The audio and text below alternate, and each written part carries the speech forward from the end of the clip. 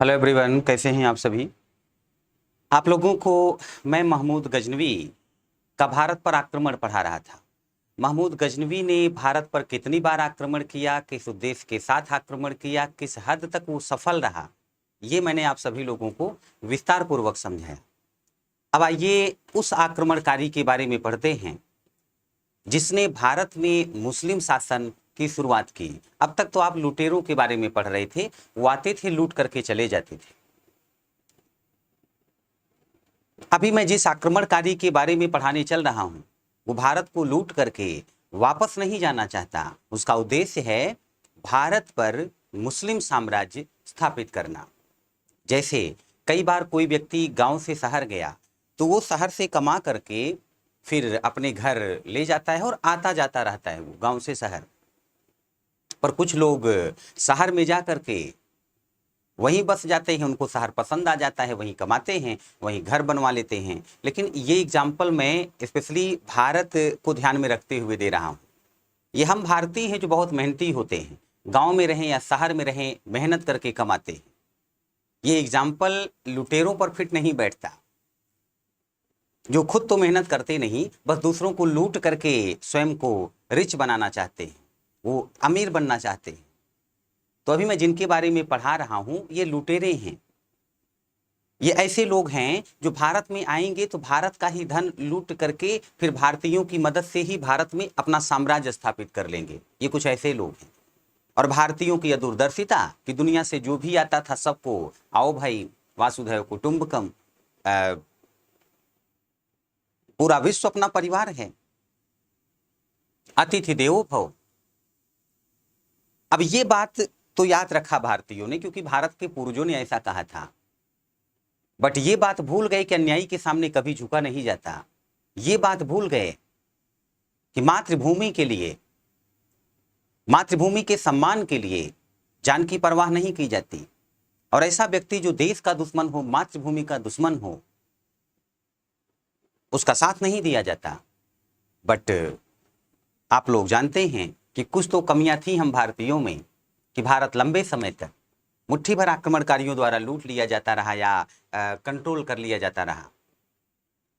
तो चलिए आगे बढ़ते हैं। मोहम्मद गोरी नाम का जो आक्रमणकारी था, इसने भारत पर आक्रमण किया और इसका भारत पर आक्रमण शुरू हुआ है, भारत पर आक्रमण शुरू हुआ है 1175 से, 1175 ईस्वी से इसका भारत पर आक्रमण शुरू हुआ।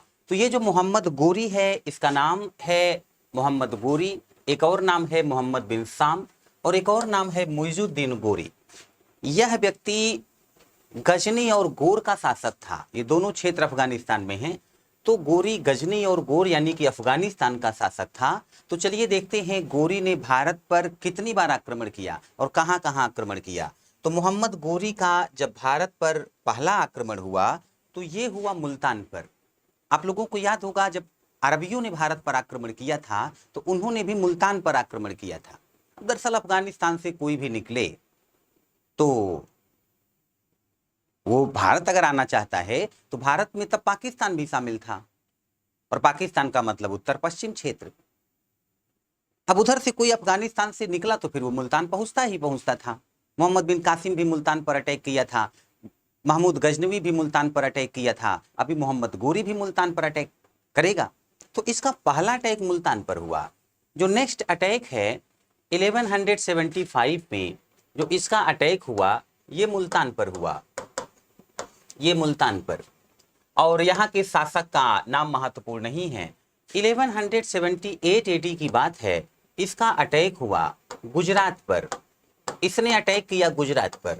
अब गुजरात का बॉर्डर पाकिस्तान को टच करता है, यानी गुजरात पाकिस्तान को टच करता है। तो गुजरात पर अटैक किया, लेकिन गुजरात के शासक जो है वो इस समय थे, गुजरात के शासक थे इस समय पर भीम सेकंड, भीम द्वितीय, अथवा इन्हीं का नाम था बघेल भीम, अथवा इन्हीं को ही बघेल भीम कहा जाता था, अथवा इन्हीं का नाम था मूलराज सेकंड, मूलराज द्वितीय। ये चालुक्य अथवा सोलंकी वंश के शासक थे। ये चालुक्य अथवा सोलंकी डायनेस्टी के शासक थे, सोलंकी वंश के शासक थे। तो ऐसे में क्या हुआ कि ये गुजरात पर जब आक्रमण किया मोहम्मद गोरी ने, तो गुजरात के शासक भीम द्वितीय की माताजी नायिका देवी बहुत बुद्धिमान महिला थी। उन्होंने अपने बेटे भीम द्वितीय की हेल्प की और माता पुत्र ने मिल करके गोरी के खिलाफ जो योजना बनाई, जो लड़ने की प्लानिंग बनाई, वो इतनी बेहतरीन थी कि गुजरात के युद्ध में, जिसे गुजरात अथवा अहिलवाड़ का युद्ध कहा जाता है, मोहम्मद गोरी को भीम द्वितीय ने पराजित कर दिया। मोहम्मद गोरी भाग खड़ा हुआ। अच्छा, भारत में ये नियम था युद्ध का कि भागते हुए लोगों की पीठ पर वार नहीं करते, पर नियम समय के हिसाब से बदलना चाहिए। ऐसे दुश्मन जो पीठ पर वार करने के आदी हो, उनको तो पीठ पर ही मार देना चाहिए, किसी भी प्रकार से मार दो, आप मार दो। लेकिन अब युद्ध का नियम था और भारतीय, अब कमेंट में तो नहीं कहना चाहता, बस जब कमी थी तो कमी थी, लकीर के फकीर हुआ करते थे। अगर एक लकीर पर चल रहे हैं तो उसी पे चलते रहते थे, जल्दी स्वयं में परिवर्तन करना नहीं चाहते थे। और बेटा बहुत सीधी सी बात है, अगर तालाब का पानी है वो एक जगह पे रुक ही गया है तो आज नहीं कल सड़ जाएगा। पानी नदी का बेहतर होता है जो निरंतर चलता रहता है। अगर कोई अवरोध आता है सामने तो उससे टकरा करके स्वयं को खत्म करने के बजाय वो नया रास्ता जो है ढूंढने का प्रयास करता है। मैं ये नहीं कह रहा कि आप सच्चाई के रास्ते पे हैं, कोई अवरोध आए तो आप अपना रास्ता बदल दें, लेकिन समझदारी से लड़ने की बजाय अपने विकास पर काम कर सकते हैं। अगर सामने वाला आपको हानि पहुंचा सकता है, आपका विकास अवरुद्ध कर सकता है, तो थोड़ा सा विनम्रता के साथ बात को टाल करके आप अपने रास्ते निकल जाइए। यहां पर क्या हुआ कि ऐसे में मोहम्मद गोरी जो है वो भीम द्वितीय से हार गया। अच्छा देखो, भीम नाम ही शक्ति का प्रतीक है, चाहे वो भीम हो, भीम सेकंड हो या छोटा भीम, खतरनाक सब होते। अभी यहां पर क्या है कि भीम सेकंड ने मोहम्मद गोरी को हरा दिया, गोरी भाग गया। लेकिन ये भारतीय लोग नहीं हैं जो पराजित हों तो लज्जित हो जाएं, उनका जीने का मन ना करे, या युद्ध में भागने से बेहतर मरना समझते हो। ये भारतीय नहीं हैं, ये अफगानिस्तान के लोग हैं। इनको शर्म नहीं आएगी ऐसे कि वो युद्ध से भाग गए तो फिर शर्म आ जाएगी, ऐसा कुछ नहीं है। वो निरंतर प्लानिंग करके, षड्यंत्रों के द्वारा धोखा दे करके कैसे भी आपको मारने का प्रयास कर सकते हैं। बेटा नैतिकता तो मेहनती लोगों के पास होती है।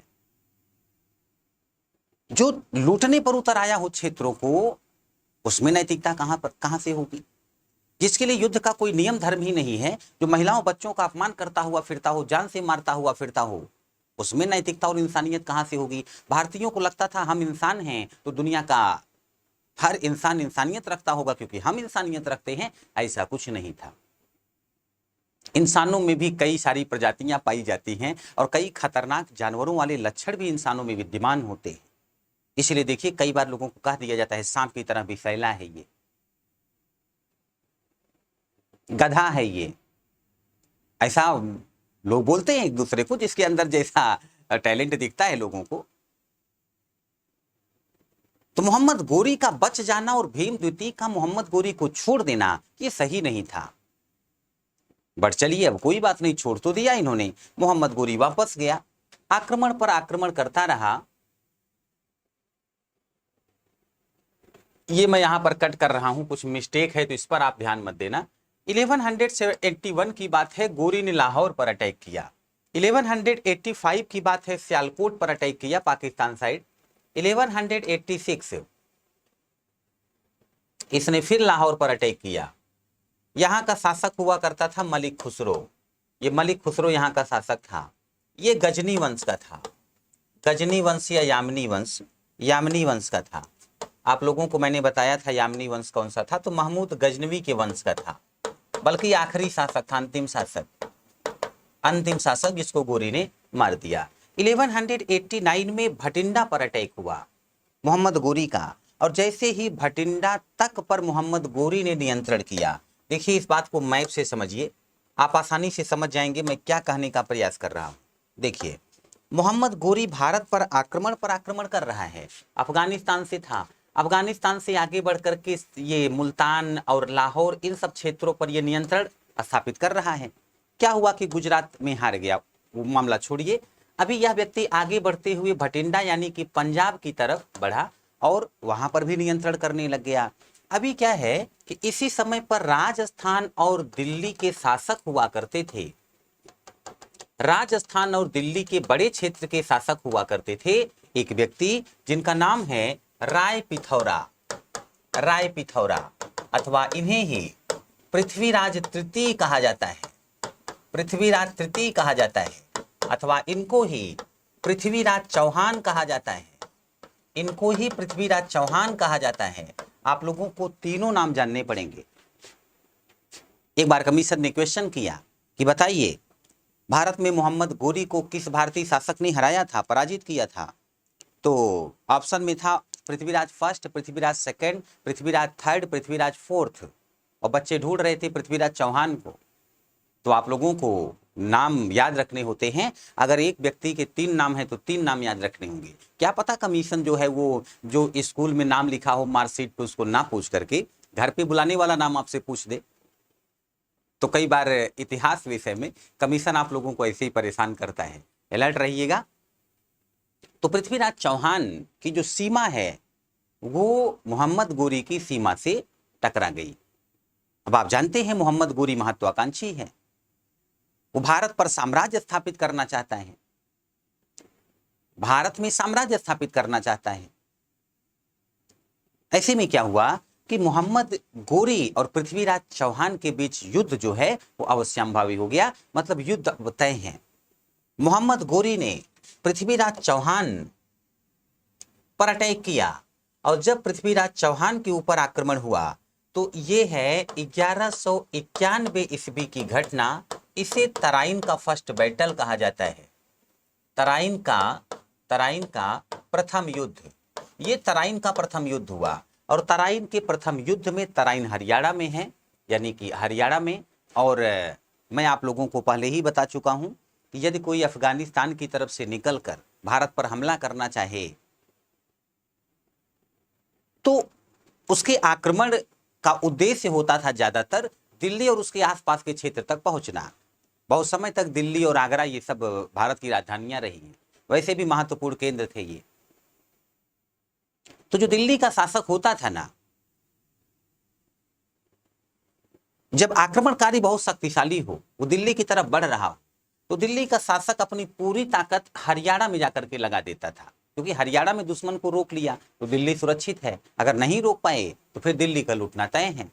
तो कई बार जब आक्रमणकारी दिल्ली की तरफ आना चाहते तो हरियाणा में दिल्ली के शासक उन्हें जाकर रोकते थे। यही वजह है कि 3 लड़ाइयां पानीपत के मैदान में हो चुकी हैं जो कि हरियाणा में है, 3 लड़ाइयां तराइन में हुई हैं, तराइन हरियाणा में है, और करनाल का युद्ध हुआ है, करनाल भी हरियाणा में है। कुरुक्षेत्र का युद्ध आपने सुना ही होगा, वो भी हरियाणा में ही है। तो यहाँ पर क्या हुआ कि तराइन का प्रथम युद्ध हुआ। बहुत बुरी तरीके से मोहम्मद गोरी को पृथ्वीराज चौहान ने पराजित किया। गोरी घायल था, गोरी भाग रहा था, लेकिन हम भारत के लोग घायलों पर, निहत्थों पर, महिलाओं पर, बच्चों पर हाथ कहां उठाते थे। पृथ्वीराज चौहान ने इसको भाग जाने दिया। और आप जानते हैं इस व्यक्ति का भागना कितना खतरनाक है। मैं समझ नहीं पाता कई बार ऐसा क्यों था, क्यों भारतीयों ने सिद्धांत के नाम पर, नियम के नाम पर कुछ सोचना बंद कर दिया था। अरे विवेक भी तो होना चाहिए। अभी भी मैं देखता हूं गांव में कई बार अगर सांप है और वो घर में घुस गया, खतरनाक जगह पर घुस गया, किसी को काट सकता है, हानि पहुंचा सकता है, लोग प्रयास करते हैं पहले वो भाग जाए, तो नहीं भागता तो मार देते हैं कि खतरनाक है, इसका घर में रहना सुरक्षित नहीं है। जो व्यक्ति बार बार भारत पर आक्रमण कर रहा है, भारत लोग के लोगों के लिए खतरनाक है, महिलाओं बच्चों को परेशान कर रहा है, लोगों को मार रहा है, उसको छोड़ना ही नहीं चाहिए था। लेकिन पृथ्वीराज चौहान को यह विश्वास था कि गोरी को मैं एक बार नहीं 100 बार पराजित कर सकता हूं, और पराजित किया भी था। पुस्तकों में मिलता है कि 17 बार मोहम्मद गोरी को पृथ्वीराज चौहान ने पराजित किया, पर यह बेशर्म टाइप का व्यक्ति फिर पिटने चला आता था। यही सब चल रहा था। लेकिन आप लोगों को मैं मॉडर्न हिस्ट्री पढ़ाते समय बार बार ये बोला करता था कि हमें तो अपनों ने ही लूटा, गैरों में कहाँ दम था। पिछली बार जब भारत गुलाम हुआ था, जब मैं मॉडर्न हिस्ट्री पढ़ा रहा था उस समय पर, तो आपने देखा था कि कैसे सिराजुद्दौला के अपनों ने उसको धोखा दिया था, सेनापति ने, मौसी ने। तो इस वजह से भारत गुलाम होगा। इस बार देखो आप, पृथ्वीराज चौहान के ससुर जी हुआ करते थे जयचंद, उन्होंने गद्दारी कर दी। अच्छा, हुआ क्या था कि पृथ्वीराज चौहान और संयोगिता एक दूसरे से शादी करना चाहते थे। बीच में संयोगिता के पिता जो थे वो अमरीशपुरी बने हुए थे, उन्हीं का नाम जयचंद था। उन्हें रिश्ता पसंद नहीं था।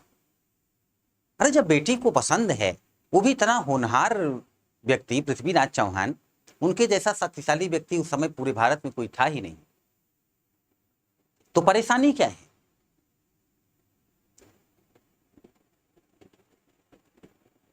अब जयचंद जो है, उन्होंने संयोगिता का स्वयंवर रखा। अब ये भी मजाक देखो आप, स्वयंवर का मतलब ये होता है कि लड़की अपने मन से वर का चयन करेगी।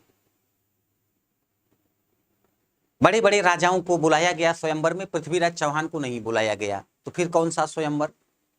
जब संयोगिता पृथ्वीराज चौहान का चयन करना चाहती हैं, उनसे शादी करना चाहती, उन्हीं को नहीं बुलाया गया, बाकी बहुतों को बुलाया गया। अब ये कैसा स्वयंवर? और ऊपर से भारत के लोग प्यार की शक्ति पहचानते हैं।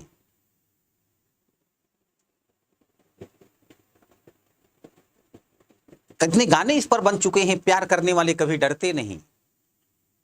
तो पृथ्वीराज चौहान तो वैसे भी नहीं डरते थे। आज तक देखो, हीरो कितना भी कमजोर हो, हमारे यहाँ की जो मूवी होती है उसमें हीरो कितना भी कमजोर हो, आर्थिक रूप से या शारीरिक रूप से, लेकिन पता चल जाए कि एक्ट्रेस की शादी हो रही है, हीरोइन की शादी हो रही है, वो जाएगा जरूर। भले हीरोइन का पिता 100 लोगों को लगा दे बॉडीगार्ड टाइप के कि आने मत देना, लेकिन हीरो बिना डरे हुए वहां पर जाता है और उसे कोई रोक भी नहीं पाता। मुझे याद आ रहा है सूर्यवंशम मूवी का सीन। अपने ही घर पे नौकर की तरह जीवन जीते थे हीरा ठाकुर। एक दिन मैसेज मिला कि मेरी शादी हो रही है, आप आओ तो आ जाओ। हीरा ठाकुर ने बुलेट स्टार्ट की और दुल्हन के कमरे में जाने से लेकर के वापस आने तक कोई रास्ते में रोक नहीं पाया। तो ये भारतीय कल्चर है जिसका कई लोग दुरुपयोग भी करते हैं। तो बहरहाल मैं वहां नहीं जाना चाहता। यहां बात हो रही है कि पृथ्वीराज चौहान गए और संयोगिता को स्वयंवर के बीच से अपने साथ लेकर के चले आए। अब जयचंद बुरा मान गए और जयचंद पृथ्वीराज चौहान के खिलाफ षड्यंत्र करने लग गए। मैं आपको उस समय की एक व्यवस्था बताता हूँ जो पृथ्वीराज चौहान की पराजय का कारण बनेगी। वो व्यवस्था ये थी कि जैसे देखो, ये पृथ्वीराज चौहान का राज्य है। पृथ्वीराज चौहान बैठते हैं यहाँ पर बैठते हैं, और बाकी जो पूरा राज्य है वो छोटे छोटे क्षेत्रों में बांट करके वहां पर इन्होंने सामंतों को नियुक्त किया। सामंत कि वहां पर उस क्षेत्र में आप शासन व्यवस्था देखो, वहां से कर वसूलो, वहां पर अपने सैनिक रखो, वहां पर नियंत्रण बना के रखो, अपने लोगों का खर्च निकालो वहां से टैक्स वसूल करके, और जो बचे उसे पृथ्वीराज चौहान के पास भेज दो, पृथ्वीराज चौहान के पास भेज दो। यही व्यवस्था थी। इसे सामंतवाद कहा जाता है।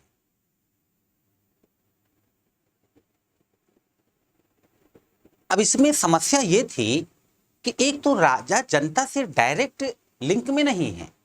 ये जो सामंत हैं ये छोटे छोटे क्षेत्रों के राजा समझ लो आप, इन्हें जनता को परेशान करते थे और जनता इन सामंतों से त्रस्त थी। जनता का सीधा लिंक जुड़ाव पृथ्वीराज चौहान से नहीं है। ऊपर से ये जो सामंत हैं ये राजाओं वाला जीवन जीते थे, भले ही छोटे क्षेत्र में, तो इनके अंदर भी महत्वाकांक्षा पलती रहती थी कि कुछ ऐसा हो जाता कि हम ही शासक बन जाते, या 10-20 सामंत आपस में मिलकर के प्लानिंग करते कि चलो अपने हाथ में पावर ले लेते हैं, फिर इसको शासक बना देंगे, बाकी लोग भी पावर का यूज करेंगे। ऐसा होता था।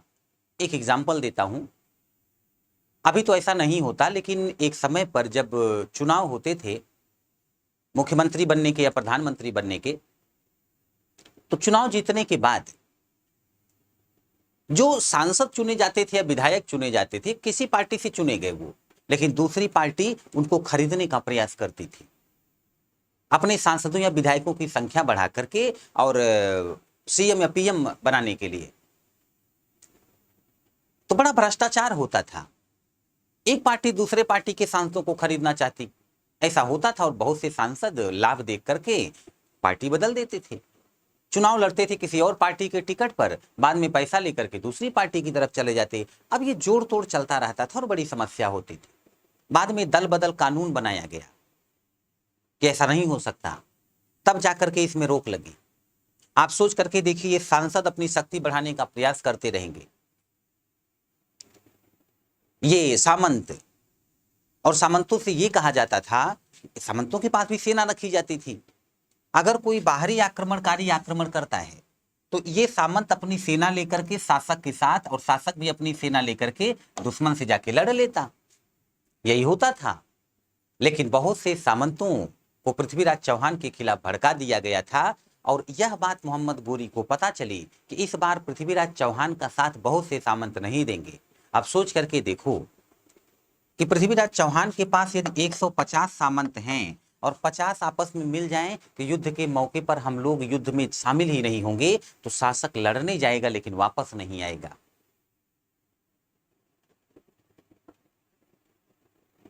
आप लोगों को मॉडर्न हिस्ट्री पढ़ाते समय मैंने बताया था कि कैसे रंगीला के ऑफिसर हुआ करते थे, गवर्नर, शासकों की तरह जीवन जीते थे, बाद में उन्होंने स्वयं को शासक बना दिया और विशाल मुगल साम्राज्य विघटित हो गया था। मैंने आपको समझाया था। तो यहाँ पर क्या है कि अभी पृथ्वीराज चौहान के खिलाफ षड्यंत्र हो गया। ये बात गोरी को पता चली, जयचंद गद्दारी पर तुला हुआ था, और ऐसे में मोहम्मद गोरी ने पृथ्वीराज चौहान पर फिर अटैक कर दिया। एक वर्ष के अंदर ही, बात है 1192 एडी की, और जो लड़ाई हुई उसे कहा जाता है तराइन की दूसरी लड़ाई। ये सेकेंड बैटल ऑफ तराइन है, ये तराइन का दूसरा युद्ध है, तराइन का दूसरा युद्ध। और इस बार मोहम्मद गोरी ने चालाकी से काम लिया। एक तरफ गोरी की सेना लड़ रही थी और एक तरफ चौहान की, एक तरफ चौहान की। गोरी की आधी सेना आराम कर रही थी, आधी लड़ रही थी, और पृथ्वीराज चौहान की पूरी सेना जी जान लगा के लड़ रही थी। यह गोरी की योजना थी। भारत के जो राजपूत हुआ करते थे वो दिन भर लड़ते थे, शाम को युद्ध समाप्त हो जाता था। दिन भर लड़े राजपूत बहादुरी से कि शाम को युद्ध समाप्त हो जाएगा, आज के लिए, फिर कल होगा तो होगा। और इधर गोरी ने जैसे ही शाम हुई तुरंत अपने बचे हुए सैनिकों को भेज दिया अटैक करने के लिए।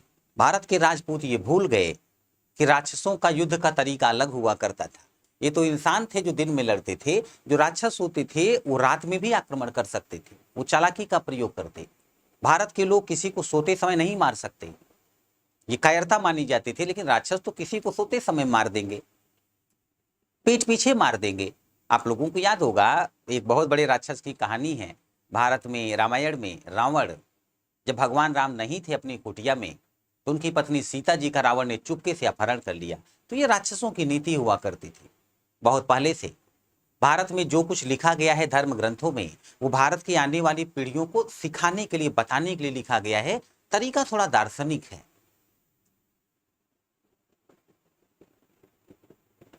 भारत के जो पूर्वज थे जब वो कुछ लिखते थे तो सोचते थे बच्चे इससे कुछ सीख सकें, पर बच्चे पूर्वजों से सीखना कब का बंद कर चुके थे, अभी तक नहीं सीखते ढंग से।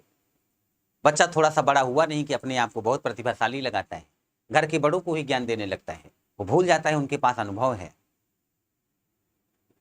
और आप देखिए भारत के पूर्वज जितने प्रतिभाशाली थे बेटा, उसके बाद जो लोग हुए हैं और वर्तमान समय तक लोग पीछे ही जा रहे हैं मानसिक स्तर पर, अभी आगे नहीं है आप पूर्वजों से। सोचिएगा मैं क्या आपसे बोल रहा हूं, और कंफ्यूजन होगी तो बात करना मुझसे, मैंने ऐसा क्यों बोला। वैसे आप विद्वान लोग हैं, समझ जाएंगे। तो अभी क्या है कि पृथ्वीराज चौहान की सेना ने शाम होते ही अटैक कर दिया। आराम किए हुए लोग थे, पूरे जोश में आक्रमण किए। इधर पृथ्वीराज चौहान के सैनिक थक चुके थे, तो इस बार चौहान हार गए।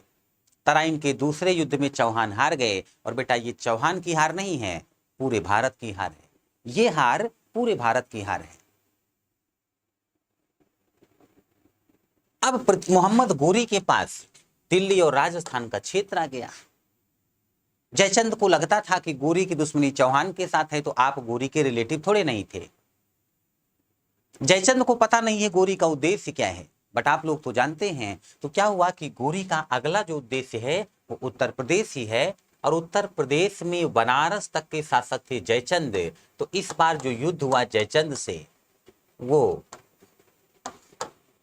कन्नौज और इटावा के मध्य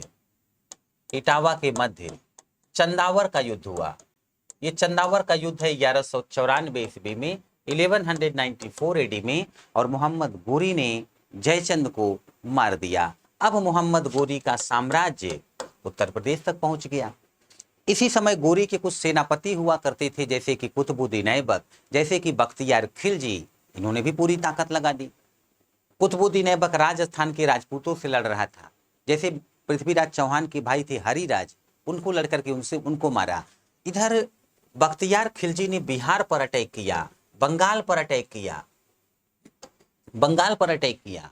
ये बख्तियार खिलजी ही है जिसने बिहार में 2 विश्वविद्यालय हुआ करते थे, नालंदा और विक्रमशिला, उन विश्वविद्यालयों को तोड़ा, जला दिया। उस नासमझ व्यक्ति को पता भी नहीं रहा होगा कि विश्व की धरोहर, कितनी ज्ञान की बातें, रिसर्च वहां पर रखा हुआ था। और आज वाला सिस्टम नहीं था कि डाटा वगैरह सब सेफ रखा है, अगर कुछ नष्ट हो गया तो फिर आपको मिल जाएगा। कुछ महत्वपूर्ण किताबें थी, उस समय तक पेपर का यूज नहीं होता था, प्रिंटिंग प्रेस नहीं था कि एक ही किताब जो है वो कई किताब में परिवर्तित कर दी गई, कई पुस्तकें छप गई। ऐसा नहीं है कि एक ही पुस्तक है, हजारों पुस्तक है, 2 4 10 जला दोगे तो क्या फर्क पड़ेगा। उस समय तो ऐसा है कि पुस्तक एक ही है, अगर वो जल गई तो फिर आप समझ सकते हैं वो ज्ञान की बातें कहाँ मिलेंगी।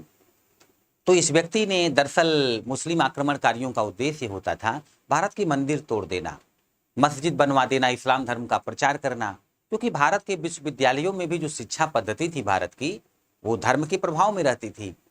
तो इनको लगता था कि यहाँ पर भी मामला धर्म का है तो तोड़ दो। अभी क्या हुआ कि अब मोहम्मद गोरी का जो साम्राज्य है वो बंगाल तक पहुंच गया। और आप लोगों को मैं पहले ही बता चुका हूं, उत्तर भारत में जनसंख्या ज्यादा है, उत्तर भारत में खेती बहुत अच्छी होती है, और बहुत पहले भी ऐसा था। अगर एक बार कोई पूरे उत्तर भारत पर नियंत्रण कर ले तो उसकी शक्ति इतनी बढ़ जाती थी कि यदि वो चाहता तो दुनिया पर नियंत्रण कर लेता। ये समझिए आप। सोचो, राजस्थान और दिल्ली के शासक थे पृथ्वीराज चौहान, तब इतने शक्तिशाली थे कि गोरी से पराजित नहीं हो रहे थे। तो यदि पृथ्वीराज चौहान पूरे उत्तर भारत के शासक होते या संपूर्ण भारत के शासक होते, तब सोचिए कितने शक्तिशाली होते।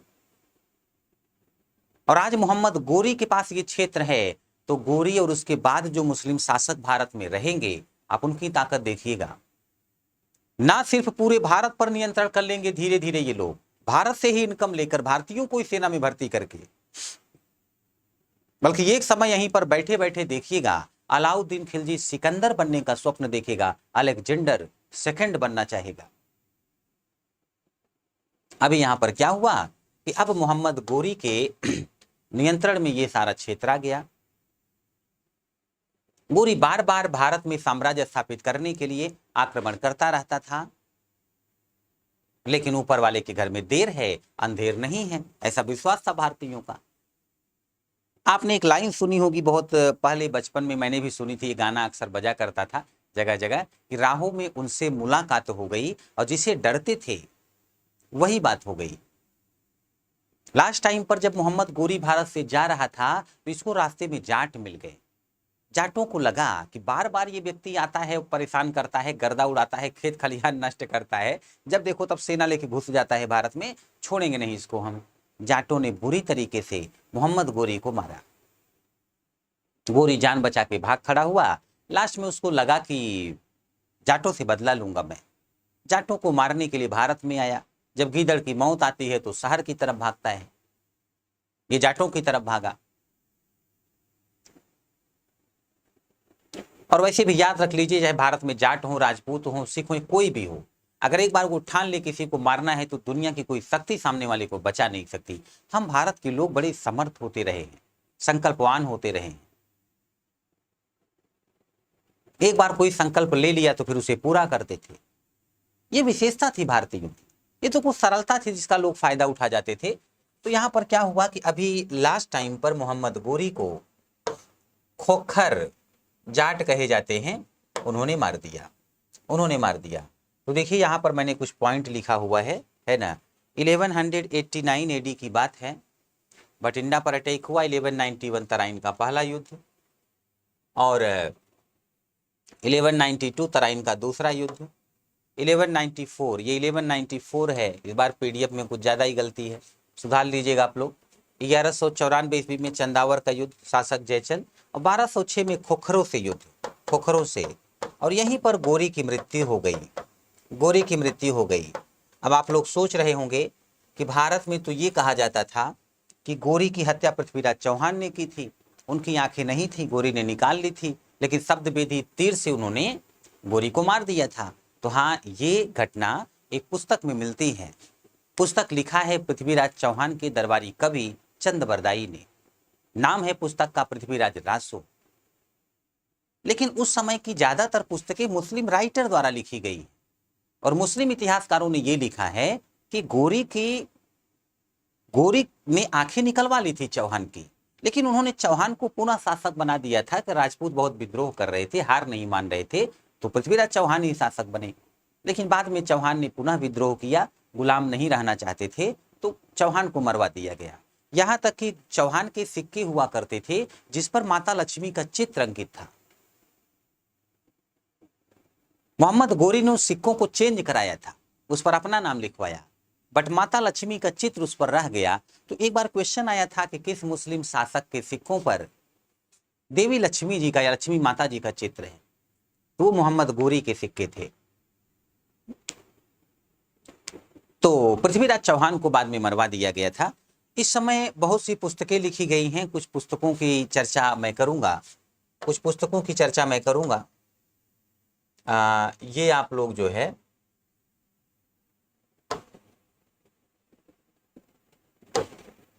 देख लीजिए। चलिए अभी मैं चर्चा कर देता हूं कुछ पुस्तकों की। ये कुछ पॉइंट देख लीजिए। गोरी गोमल दर्रे से भारत आता है। भारत आने का 3 रास्ता था अफगानिस्तान से, मैंने आपको बताया था, दर्रा पहाड़ों के बीच का रास्ता, खैबल दर्रा, बोलन दर्रा, गोलन दर्रा। तो ये गोमल दर्रे से भारत आता है। गोरी गुजरात में भीम सेकंड से लड़ा था, बात क्लियर हो गई।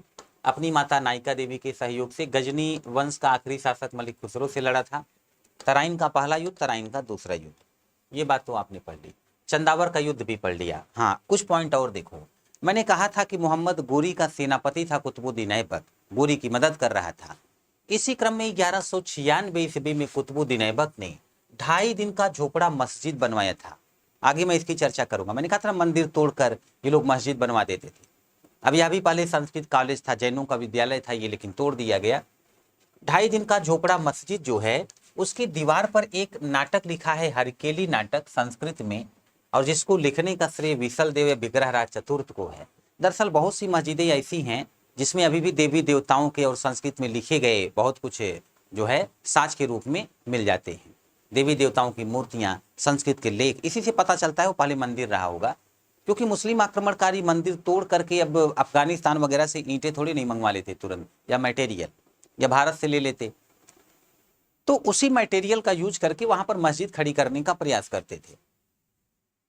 1197 ईस्वी में कुतुबुद्दीन ऐबक ने गुजरात के काठियावाड़ विद्रोह का दमन किया था, और इसी दौरान काठियावाड़ से ही उसको एक गुलाम मिला था जिसे अल्तमस अथवा इल्तुतमिश कहते हैं। आप लोगों से पूछा जाता है इल्तुतमिश किसका गुलाम था, तो कुतुबुद्दीन ऐबक का। ऐबक ने इसे कहां से प्राप्त किया था, तो गुजरात के काठियावाड़ से। ये पॉइंट भी आप नोट कर लेना और याद रखना।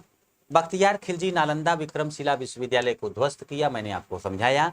बख्तियार खिलजी जब बंगाल पर आक्रमण किया था तो वहां के शासक थे लक्ष्मण सेन। ये ऐसे शासक थे, जब इनको पता चला कि आक्रमण हो गया है बंगाल पर, तो ये किले में थे, किले का पिछला गेट खोल करके भाग खड़े हुए। ये नाकारा शासक भारतीय जनता से कर लेकर के और अपने इंटरटेनमेंट के लिए पैसा खर्च करते, और जब जनता की रक्षा की बात आती थी तो दुम दबा के भाग लेते थे। ऐसे लोगों की वजह से ही जनता को बड़ी समस्या हुई, और बाद में लोगों को लगा कि राजा का बेटा ही राजा क्यों होगा, जिसको हम काबिल समझेंगे उसको राजा बनाएंगे। राजशाही समाप्त हो गई, अब तो डेमोक्रेसी आ गई। अभी देखो, किसी को अगर प्रधानमंत्री बना के भेज दिया हम लोगों ने, या मुख्यमंत्री बना के भेज दिया, अगर जरा सा काम पसंद नहीं आया तुरंत गुस्सा हो जाते हैं, ठीक है बताते हैं आपकी चुनाव आने दीजिए। तो अब भारत बदल चुका है।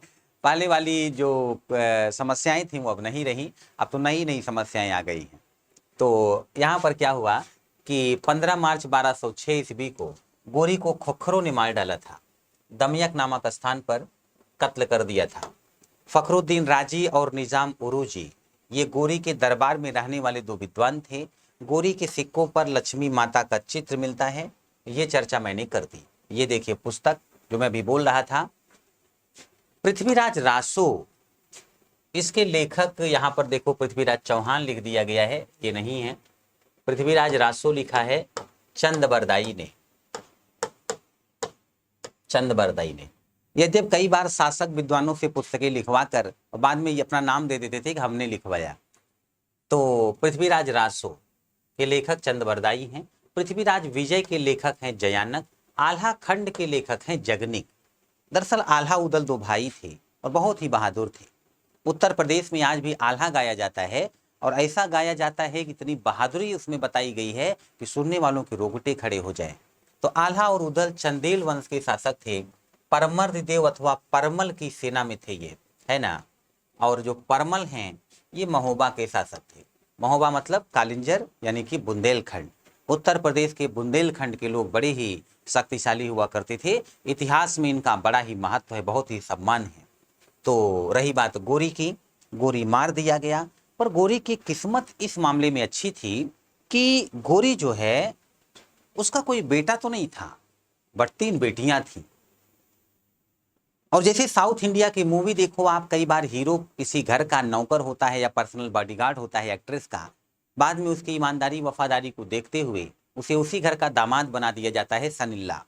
ऐसा होता है कई बार, समस्या तो होती है घर का नौकर कैसे दामाद बनेगा, पर इतना होनहार होता है और लड़की को ऑलरेडी पसंद होता है, एक्ट्रेस को पसंद होता है, तो फिर कौन रोक सकता है। बाधाएं कब रोक सकती हैं आगे बढ़ने वालों को। तो होता क्या है कि ऐसा होता है। यहाँ पर पृथ्वीराज चौहान, ये मोहम्मद गोरी के 3 गुलाम थे।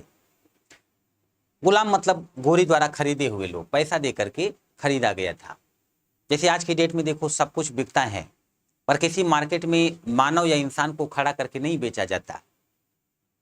और एक समय बिकता था इंसान, मार्केट में मंडी लगती थी, छोटे छोटे बच्चों को उठा करके मुस्लिम आक्रमणकारी उन्हें ट्रेंड करते थे या अन्य लोग उन्हें प्रशिक्षित करते, लड़ने के मामले में बेहतरीन बना देते और बाद में मार्केट में ले जाकर उनको बेच देते थे। जो हट्टा कट्टा दिखता था खूब, उनको बड़े बड़े शासक खरीदवा लेते थे, भाई हमारा गुलाम होगा। गुलाम बड़े विश्वसनीय होते थे। जैसे कटप्पा बाहुबली में देखा होगा आपने, बाहुबली मूवी में, तो विश्वसनीय होते थे, तो उनसे उन पर भरोसा होता था कि धोखा नहीं देगा। और उन बड़े समर्थ होते थे, बड़े शक्तिशाली होते थे, शारीरिक रूप से बहुत स्ट्रांग, तो उनको महत्वपूर्ण पद भी दे दिया जाता था। अब गोरी तो बहुत महत्वपूर्ण पद दे दिया, अपना दामाद बना दिया सनिल्ला। 3 गुलाम थे गोरी के, तीनों को दामाद बना दिया। एक का नाम है ताजुद्दीन एल्दीज, एक का नाम है नासरुद्दीन कुवाचा, एक का नाम है कुतुबुद्दीन ऐबक। जिस समय मोहम्मद गोरी मरा उस समय ताजुद्दीन एल्दीज अफगानिस्तान का रूलर बन बैठा, नासरुद्दीन कुवाचा सिंध क्षेत्र पर कब्जा कर लिया और कुतुबुद्दीन ऐबक जो बचा हुआ क्षेत्र है भारत का उस पर नियंत्रण करके बैठ गया। अब क्योंकि भारत में मुस्लिम शासन की शुरुआत हो चुकी है और ऐसे में आप एक बात बहुत अच्छी तरह से यहां पर समझ लीजिए, एक बात बहुत अच्छी तरह से समझ लीजिए। अब भारत पर मुस्लिम शासन की शुरुआत है, तो मुस्लिम शासन की शुरुआत है तो मुस्लिम शासक अपने साम्राज्य को सल्तनत कहा करते थे, अपने साम्राज्य को सल्तनत कहा करते थे। तो अब से जो इतिहास आप लोग पढ़ेंगे वो है सल्तनत काल, वो है सल्तनत पीरियड, सल्तनत काल।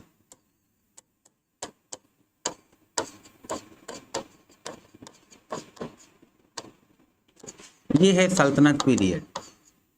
1206 ईस्वी से शुरू हुआ और 1526 ईस्वी तक चला, 1526 एडी तक। क्योंकि इसके बाद भारत पर मुगलों का शासन हो जाएगा और उसे आप लोग मुगल काल के नाम से जानेंगे, तो मुगल काल पढ़ेंगे। यहाँ पर क्या है कि 1206 से 1526 ईस्वी तक, 1526 ईस्वी में ही पानीपत का प्रथम युद्ध होगा, जिसमें बाबर सल्तनत काल के अंतिम शासक इब्राहिम लोदी को पराजित कर देगा। तो सल्तनत काल में सबसे पहला जो वंश है वो गुलाम स्थापित करेंगे, इसलिए गुलाम वंश कहा जाता है। जैसे आज की डेट में पार्टियां शासन करती हैं, भाजपा पार्टी की सरकार है अभी, कभी कांग्रेस पार्टी की सरकार थी, एक समय वंश शासन किया करते थे, राजा उनके बेटे, तो वो एक वंश के कहे जाते। जैसे कुतुबुद्दीन ऐबक का वंश कुतुबी वंश, खिलजी वाला वंश तो खिलजी वंश, अलाउद्दीन खिलजी किस वंश से था? खिलजी वंश, ऐसे ही। तो अब गुलाम वंश क्या था ये अभी आप मत सोचिएगा, मैं आगे चर्चा करूंगा। अभी ये समझिए कि सबसे पहले सल्तनत काल में जो वंश शासन करने जा रहा है वो है कुतुबी वंश। कुतुबी वंश, और इसका समय है 1206 ईस्वी से लेकर के 1210 ईस्वी तक, ये इसका टाइम है। तो अब देखो, भारत पर आक्रमण करना, भारत के किसी क्षेत्र को लूट करके भाग जाना अलग बात है, लेकिन भारत में रह करके यहाँ शासन करना ये अलग बात है। अब आप समझ सकते हैं, ऐसा तो थोड़ी नहीं है कि भारतीय लड़ना नहीं जानते थे या गुलामी ऐसे ही एक्सेप्ट कर लेंगे, तो पूरी ताकत लगा देंगे स्वतंत्रता के लिए।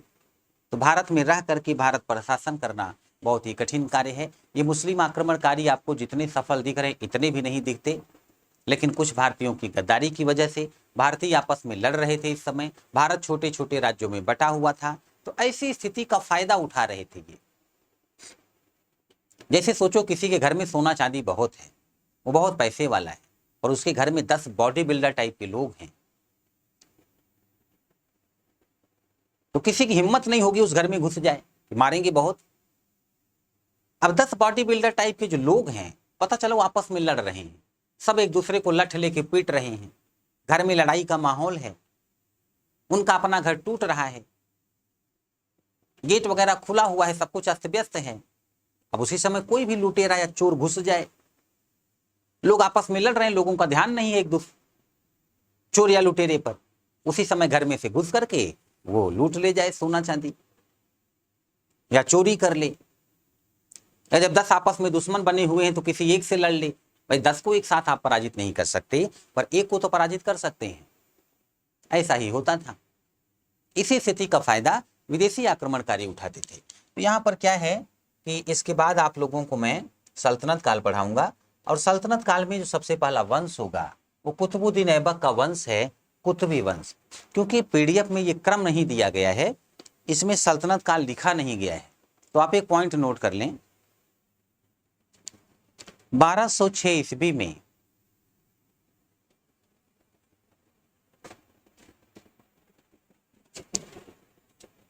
मोहम्मद गोरी की मृत्यु हुई।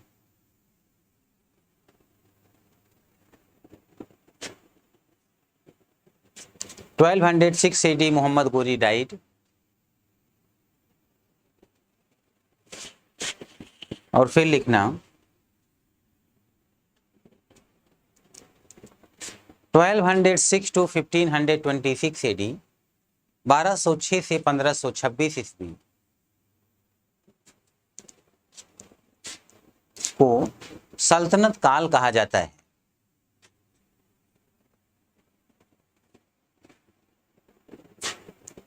तक को 1526 ईस्वी तक के काल को सल्तनत काल कहा जाता है। 1206 to 1526 AD डैश करके नोन एज सल्तनत पीरियड, सल्तनत काल कहा जाता है।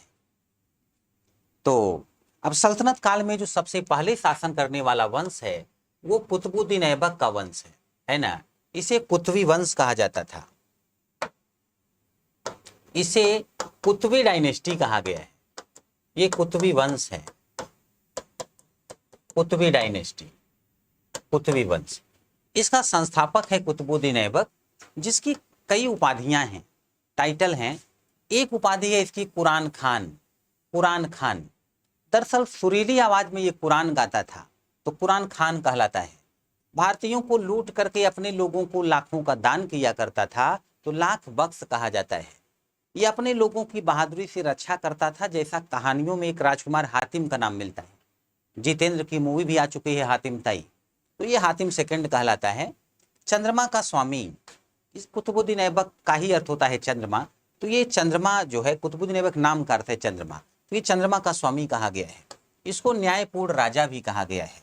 और भले ही ये गोरी का गुलाम था, लेकिन 1208 ईस्वी में गोरी का भतीजा हुआ करता था गियासुद्दीन, उसने कुतुबुद्दीन ऐबक को दासता से मुक्त कर दिया था कि भाई मैं वंशज हूँ, गोरी का कहीं ना कहीं से ब्लड रिलेशन है मेरा, तो मैं आपको दासता से मुक्त करता हूँ, और दासता से मुक्त कर दिया गया। लेकिन कुतुबुद्दीन ऐबक स्वयं को गुलाम ही मानता रहा और गुलाम वंश के रूप में ही ये जाना जाता रहा। अब एक छोटी सी प्रॉब्लम थी। दरअसल गोरी के 3 गुलाम थे, एक अफगानिस्तान में बैठता था, एक सिंध में, और एक तो ऐबक है ही। जो अफगानिस्तान में बैठता था कुआचा, उसको लगता था कि गोरी के मरने के बाद अफगानिस्तान में मैं ही बैठता हूं, तो गोरी का साम्राज्य मेरा साम्राज्य।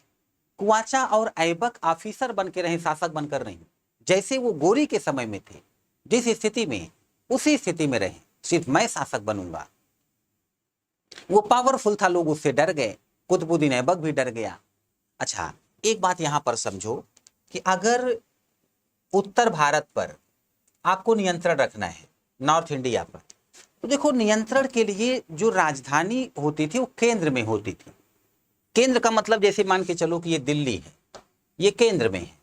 अगर आपको अफगानिस्तान से लेकर के इधर बंगाल तक और इधर मध्य प्रदेश से लेकर ऊपर जम्मू कश्मीर तक, इस क्षेत्र पर, उत्तर भारत पर अगर नियंत्रण बना के रखना है तो दिल्ली कहीं ना कहीं केंद्र में थी। इसलिए राजधानी केंद्र में रखने के लिए दिल्ली आगरा जैसे क्षेत्रों को राजधानी बनाया जाता था, और इस प्रकार उत्तर भारत पर नियंत्रण स्थापित किया जाता था। यहां तक कि दिल्ली में बैठकर कई बार दक्षिण भारत तक पर नियंत्रण कर लेते थे लोग। अभी क्या है कि कुतुबुद्दीन ऐबक भारत में रहना चाहता है नियंत्रण स्थापित करने के लिए, इसको दिल्ली राजधानी बनानी चाहिए, पर यह डर गया अफगानिस्तान की कुआचा से, तो इसने अपनी राजधानी लाहौर बनाई कि भाई हम लाहौर पर रह करके, लाहौर में बैठ करके भारत पर नियंत्रण करेंगे, शासक नहीं बनेंगे, शासक नहीं बनेंगे। तो ऐसे में क्या हुआ, इसकी राजधानी लाहौर है, और जैसा कि मैंने कहा इसके कुछ निर्माण कार्य हैं, इसने कुछ बनवाया। उसमें 2.5 दिन का झोपड़ा मॉस्क्यू है मस्जिद अजमेर में, कुव्वत उल इस्लाम मस्जिद है दिल्ली में, और कुतुब मीनार है, ये भी दिल्ली में है। कुतुब मीनार के बारे में कुछ महत्वपूर्ण बातें समझ लीजिए। इसका पहला मंजिला ऐबक ने बनवाया था, उसके बाद दूसरा मंजिला, तीसरा मंजिला, चौथा मंजिला ये इल्तुतमिश ने बनवाया था, जो ऐबक का गुलाम था। बाद में चौथा टूट गया बहुत बाद में, तो चौथे मंजिले का मेंटेनेंस करा के 5वां मंजिला बनवाया था फिरोज शाह तुगलक ने। तो यहाँ पर देखिए लिखा हुआ है, कुतुब मीनार का पहला मंजिला ऐबक ने बनवाया अपने गुरु कुतुबुद्दीन बख्तियार काकी की याद में। जरूरी थोड़ी नहीं कि हमेशा पत्नी की याद में ही ताजमहल बनवाया जाए या कुछ बनवाया जाए, गुरु की याद में कुतुब मीनार बनवाया इसने। गुरु का नाम था कुतुबुद्दीन बख्तियार काकी, ये सूफी संत थे, मुस्लिमों में ही होते हैं। तो याद रखिएगा किसकी याद में कुतुब मीनार बनवाया गया, तो कुतुबुद्दीन बख्तियार काकी की याद में। कुतुब मीनार का दूसरा, तीसरा और चौथा मंजिला इल्तुतमिश ने बनवाया। चौथे का पुनर्निर्माण करवा के 5वां मंजिला फिरोज शाह तुगलक ने बनवाया, फिरोज शाह तुगलक ने। कुतुबुद्दीन ऐबक के दरबार में रहते थे हसन निजामी और फख्र मुदब्बिर जैसे विद्वान। नाम पूछा जाता है, निम्न में से कौन सा विद्वान कुतुबुद्दीन ऐबक के दरबार में था?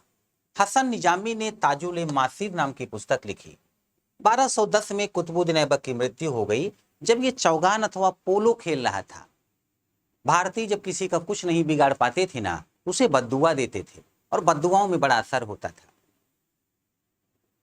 सोचिए, जो योद्धा बचपन से घोड़े पर बैठ करके लड़ता रहा, घोड़े से गिरकर मर गया खेल खेल में, इसी को भारतीय मानते थे कि ऊपर वाले की लाठी चली, आवाज भी नहीं हुई। पूछा जाता है कौन सा योद्धा चौगान या पोलो खेलता हुआ मर गया, और अब कुतुबुद्दीन ऐबक का बेटा किंग बना आराम शाह, जो 1210 में आराम से किंग बना और 1210 ईस्वी में आराम से ही मर गया। कुतुबी वंश समाप्त हो गया, और अब कुतुबुद्दीन ऐबक का जो गुलाम है इल्तुतमिश, उसने शमसी वंश की स्थापना की। अब गुलाम ही है, तो एक बार पुनः एक गुलाम ने नए वंश की स्थापना कर दी, गुलामों का ही वंश, शमसी वंश। तो आज के लेक्चर में यहीं तक, मुलाकात होगी नेक्स्ट लेक्चर में। धन्यवाद।